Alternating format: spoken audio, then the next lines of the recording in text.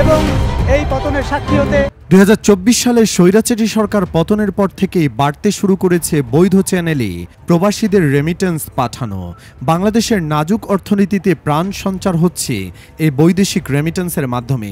বিশ্লেষকরা বলছেন, নোবেলজয়ী অর্থনীতিবিদ ডক্টর মোহাম্মদ ইউনূসের প্রতি আস্থা রেখেই দেশের রেমিটেন্সের পালে হাওয়া লেগেছে। ডক্টর ইউনূসের প্রতি বাংলাদেশি প্রবাসীদের সমর্থনও প্রকাশ পাচ্ছে দিন দিন। তবে কি রেমিটেন্স পাঠানো এই প্রবাসীরাই হয়ে উঠছেন ডক্টর মোহাম্মদ ইউনূসের হাত শক্তিশালী করার মূল হাতিয়ার?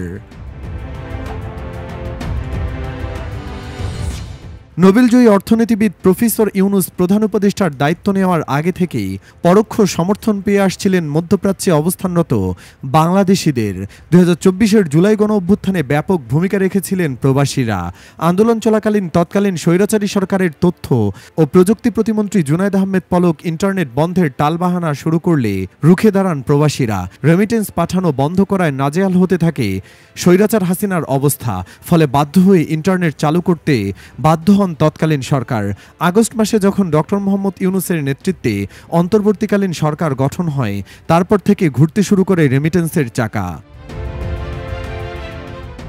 বাংলাদেশ ব্যাংকের সূত্র বলছে, চলতি মে মাসের প্রথম 24 দিনেই প্রবাসীরা 224,60,70,000 ডলারের দেশে পাঠিয়েছেন। টাকার হিসেবে যার পরিমাণ 27,401 কোটি টাকা। এর আগে এপ্রিল মাসে দেশে রেমিটেন্স এসেছিল 275,19,00,000 ডলার, যা দেশের ইতিহাসে এক মাসে দ্বিতীয় সর্বোচ্চ রেমিটেন্স। ইতিহাসের সর্বোচ্চ রেমিটেন্সও এসেছিল চলতি বছরের মার্চ মাসেই। ডলারের হিসেবে যার পরিমাণ দাঁড়িয়েছিল 328,99,80,000-এ।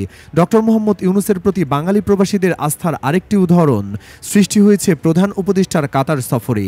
সাম্প্রতিক কাতার সফরে সেখানে অবস্থানরত প্রবাসীদের সাথে মতবিনিময় করেন ডক্টর মোহাম্মদ ইউনূস। সেখানে প্রধান উপদেষ্টার প্রতি জনসমর্থন প্রদর্শন করেন প্রবাসী বাংলাদেশিরা। এমনকি কাতার বিমানবন্দরে অবতরণকালে ডক্টর মোহাম্মদ ইউনূসকে 5 বছর ক্ষমতায় দেখতে চাওয়ার দাবিও জানান উৎসুক বাঙালিরা। সরকারের প্রতি আস্থা রেখে প্রবাসীরা যে অর্থ দেশে পাঠাচ্ছেন, ডক্টর মোহাম্মদ ইউনূসের দূরদর্শিতায় সেই অর্থই গতিশীল করছে দেশের অর্থনীতির চাকা। তবে রেমিটেন্স প্রবাহ ধরে রাখতে নীতি নির্ধারকদের কার্যকর ভূমিকা রাখা জরুরি।